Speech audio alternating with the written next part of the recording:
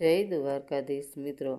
દાતા રાજપૂત નામે એક નાનકડું ગામની વસ્તી મોટાભાગે ખેતીકામ, ખેત મજૂરી અને પશુપાલન સાથે સંકળાયેલી.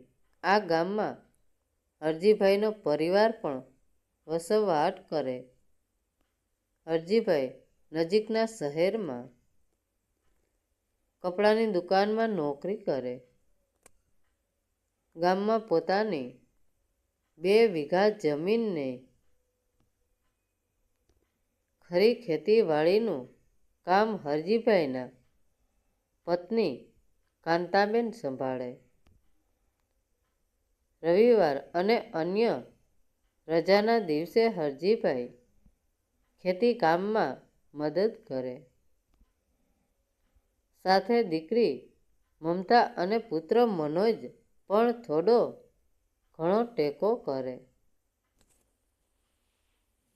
વર્ષે ખાધા ખોરાકી જોગું ખેતીમાંથી મળી રહે. એક ભેંસ પણ ખરી, એ પણ ટેકારૂપ ખરી. મમતાએ ગ્રેજ્યુએશન પૂરું કર્યું છે ને મનોજ સિવિલ એન્જિનિયરિંગના બીજા વર્ષમાં છે. ટૂંકમાં આ પરિવારનું જીવનનું ગાડું ઠીક પ્રમાણમાં રગડી રહ્યું છે. મમતાનું સગપણ પણ થઈ ગયેલ છે. લગ્ન આવતા શિયાળામાં કરવાનું આયોજન ઘર સંપત પ્રમાણે થઈ રહ્યું છે. બાળકોના શિક્ષણ પાછળના છેલ્લા વર્ષોના ખર્ચાઓથી ઘરમાં કોઈ લાંબી બચતો નથી, પરંતુ આ સંતોષી પરિવાર હર્યો ભર્યો છે અને ખુશહાલ જીવન વિતાવી રહ્યો છે. ના જાણ્યું જાનકી નાથે સવારે શું થવાનું છે. અણધારી આફત આવી પડી આ પરિવાર પર.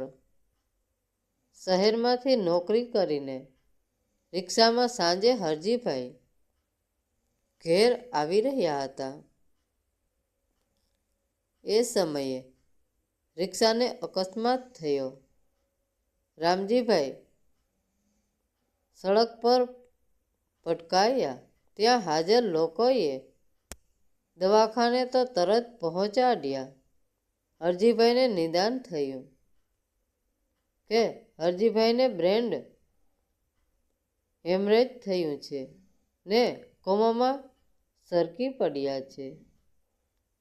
આપ તૂટી પડ્યું હરજીભાઈના પરિવાર પર.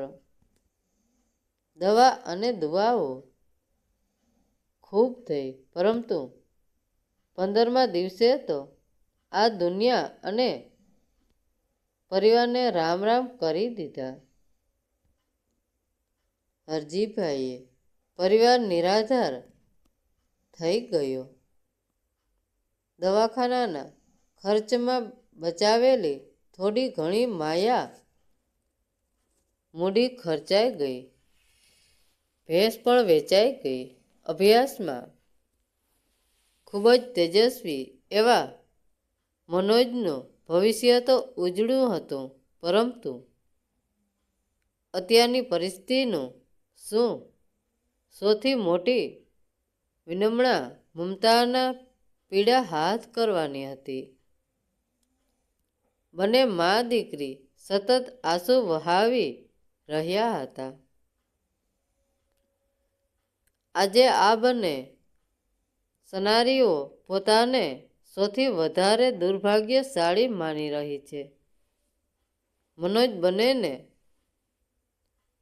સાંત્વના આપવાનો થોડો પ્રયાસ તો કરે છે, પરંતુ અંદરથી તો એ તૂટી ગયો છે ને આખરે એ તો નાનું બાળ જ ને.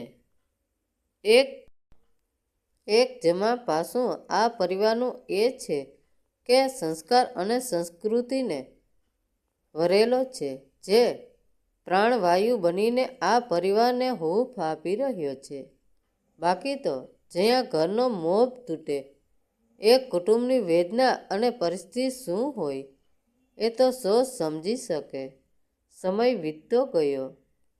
6 મહિના વીતી ગયા.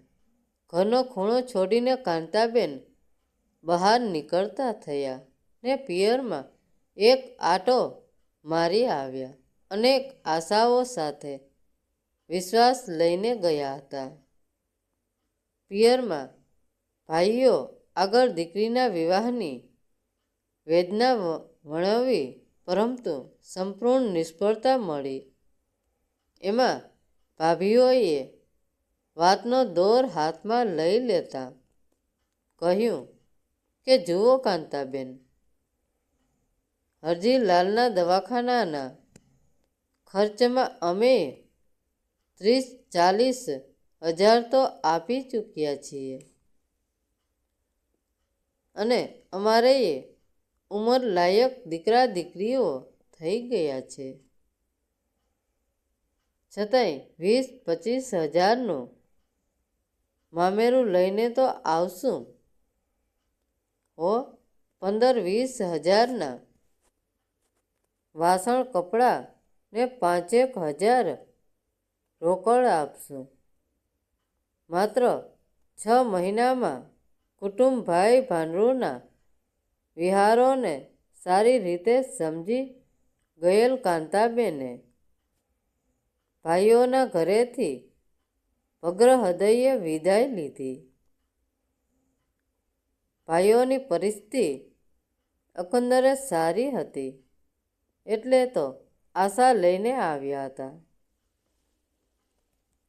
પરંતુ ભાભીઓ પાસેથી જે સાંભળ્યું એને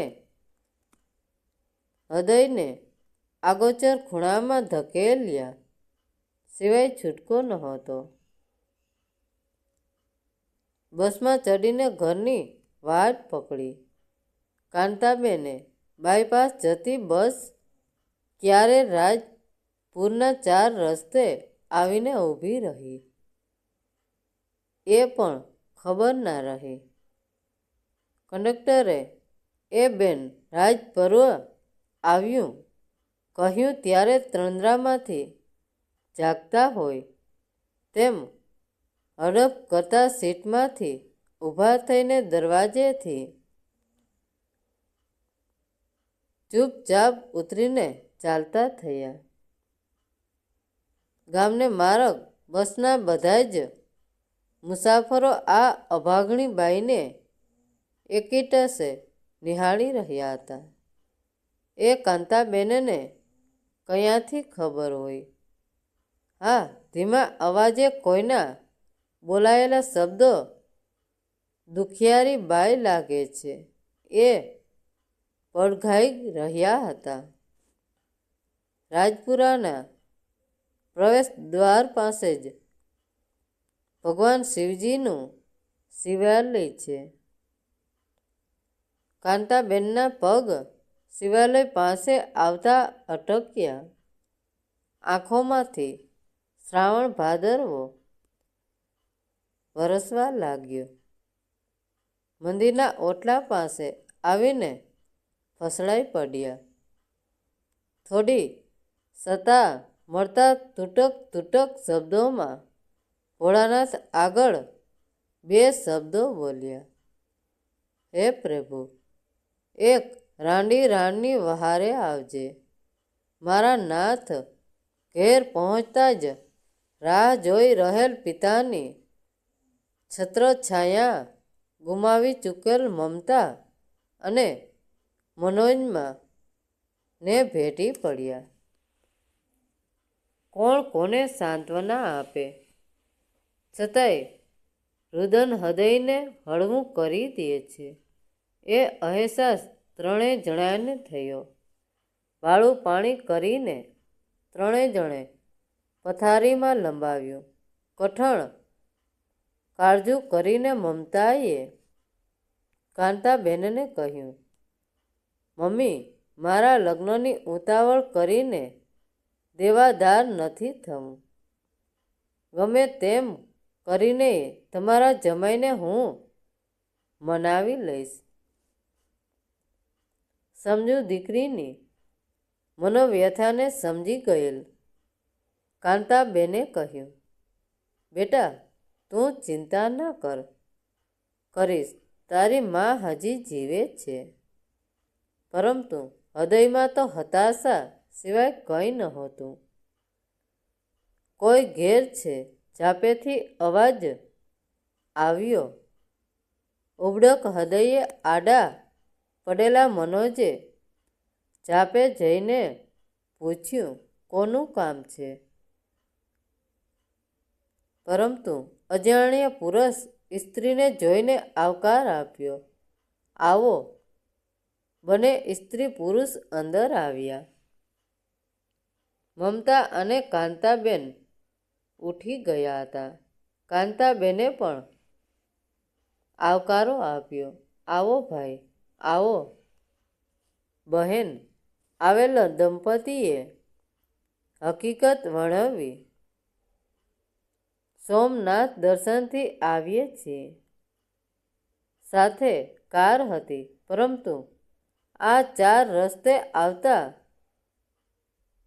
પંક્ચર થયું. સ્પેર વ્હીલને પણ પંક્ચર છે, એટલે કાર સાઈડમાં પાર્ક કરીને રાત્રિ રોકાણ માટે આવ્યા છીએ. મારું નામ મહેશભાઈ અને આ મારા ઘરવાળા ઉમાબેન છે. અમે બંને શિક્ષક છીએ. આ રહ્યું અમારું ઓળખ કાર્ડ. મહેશભાઈ મનોજને ઓળખાણ કાર્ડ બતાવે છે. અને હા, રસ્તામાં જમીને જ આવ્યા છીએ. માત્ર રાત્રિ રોકાણ માટે આવ્યા છીએ. જો તમને વાંધો ના હોય તો ભાઈ, આ પણ માનવીનું જ ઘર છે ને? અજાણ્યા તોય તમે માનવી જ છો. ખુશીથી રોકાવ. ભાઈ ઉંમરમાં 40 આજુબાજુના શિક્ષક દંપતીને પ્રેમ ઘેર લાવ્યા. કાંતાબેન મહેશભાઈ અને મનોજની ઓસરીમાં પથારી થઈને ઉમાબેનની ઓરડામાં રાત્રિના 11ના ટકોરે કાંતાબેનની મોટી બહેન રમાબેનનો ફોન મમતાના ફોનમાં આવ્યો. માસીનો ફોન છે મમ્મી. લે, શું કહ્યું? ભાઈના ઘેર જઈને બહેન પ્રત્યુત્તરમાં કાંતાબેને આવેલ મહેમાનની હાજરીને પણ ભૂલી જઈને સઘળી હકીકત વર્ણવી. અડધો કલાકની વાતચીત પછી ફોન મુકાઈ ગયો. સવાર થયું. સો જાગ્યા. સ્નાનદી ચા પાણી થયા. એ પૂરું થતાં જ ઉમાબેને કાંતાબેનને કહ્યું, જુઓ, આ મારા પતિને એક સંસ્થા સાથે સારા સંબંધો છે, જે જરૂરિયાતમંદોને 1 લાખ રૂપિયાની વગર વ્યાજે લોન આપે છે. દીકરીના વિવાહ માટે રાત્રે તમારા બહેન સાથે ફોન પર થયેલી વાતચીત મેં સાંભળી છે. એટલે આ લોન મારા પતિ તમને 2 દિવસમાં મંજૂર કરાવી આપશે. માત્ર તમારો બેંક ખાતા નંબર આપો અને હા, આ મારા પતિનો અને મારો ફોન નંબર છે. કાગળ પર લખી આપે છે. કાંતાબેન મનોજ કાર સુધી સાથે જાય છે ને પંક્ચર કરાવડાવીને વિદાય આપે છે.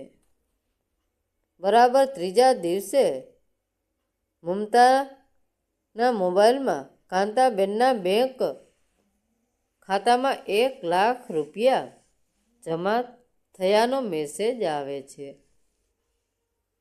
મમતા આ અઢળક ખુશીનો સંદેશ કાંતાબેનને આપે છે. કાંતાબેન રડી પડે છે. ધન્ય છે અજાણ્યા માનવ રતનને. મમતાના લગ્નની તિથિ નક્કી થઈ. કંકોત્રીઓ છપાઈ. એ કંકોત્રી આપવાનું મહેશભાઈ અને ઉમાબેનને કેમ ભૂલાય? ફોનથી સરનામું મેળવીને કાંતાબેન ઉપડ્યા મહેશભાઈને ગામ કંકોત્રી આપવા. ગામમાં જઈને કોઈકને મહેશભાઈનું ઘર પૂછ્યું. પેલા માણસે ઘર તો બતાવ્યું, પરંતુ એક સવાલ પણ કર્યો, બહેન મહેશભાઈ તમારે શું થાય? કાંતાબેને લોન અપાવ્યાની વાત કરીને કહ્યું, આમ ઘણું તો મારો ભાઈ કહેવાય. અજાણ્યો ઘર બતાવનાર મહેશભાઈનો સગો નાનો ભાઈ હતો. કાંતાબેન તો મહેશભાઈના ઘર તરફ ચાલતા થયા, પરંતુ પાછળ નિરાશા સાથેના શબ્દો સંભળાયા, હે પ્રભુ, આવા પરમાર્થથી ભાઈ ભાભીને ઘેર શેર માટીની ખોટ. કાંતાબેનના પગ અટકી ગયા. પાછા વળીને અજાણ્યા જણને ફરીથી પૂછ્યું, ભાઈ તમને તમારા વહાલા સર્વજનોના સોગંદ છે, શું હકીકત છે? અજાણ્યા માણસે કહ્યું, મહેશભાઈ મારા મોટા ભાઈ છે. તમે જે લોન અપાવ્યાની વાત કરી એવી વગર વ્યાજની લોન કોઈ આપતું નથી, પરંતુ એમણે પોતાના રૂપિયા આપ્યા હશે. એમના પરમાર્થથી સ્વભાવથી આખું ગામ પરિચિત છે. અફસોસ એ છે કે આવા પરમાર્થી ભાઈને વસ્તાર નથી. કંકોત્રી અપાઈ ગઈ, લગ્ન લેવાઈ ગયા. સુખ શાંતિથી અવસર પૂરો થયો. 3 મહિના પસાર થઈ ગયા. રવિવારના દિવસે કાંતાબેનના આંગણામાં કાર આવીને ઊભી રહી. મહેશભાઈ અને ઉમાબેન કારમાંથી ઉતરીને કાંતાબેનને જય શ્રી કૃષ્ણ કહ્યા. સાથે સાથે ખુશીના સમાચાર આપ્યા કે ઉમાબેનને સારા દિવસો જાય છે ને અમે સોમનાથ દર્શન કરવા જઈએ છીએ. અહીંથી નીકળ્યા એટલે તમને મળીને જવાની ઈચ્છા થઈ. કાંતાબેનની આંખોમાં અશ્રુધાર વહેવા લાગી. મોઢામાંથી શબ્દો સરી પડ્યા, હે ભોળાનાથ, તે મારી આબરૂ રાખી તો ખરી.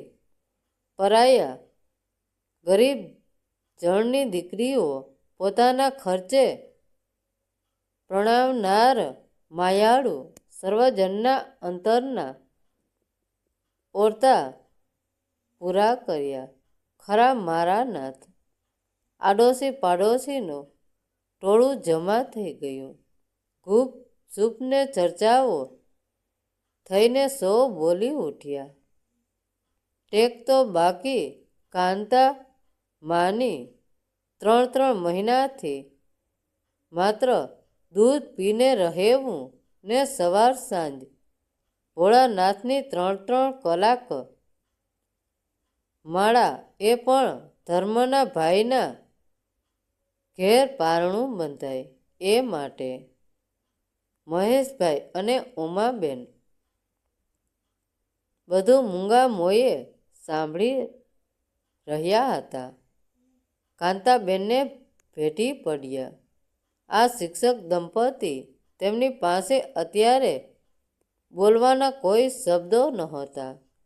અહીં કોણ દાતા એ તો મારો ભોળાનાથ જાણે છે. મિત્રો, વાર્તા કેવી લાગી? સારી લાગી હોય તો કોમેન્ટ કરીને જરૂર જણાવજો. ધન્યવાદ મિત્રો. રાધે રાધે. જય દ્વારકાધીશ.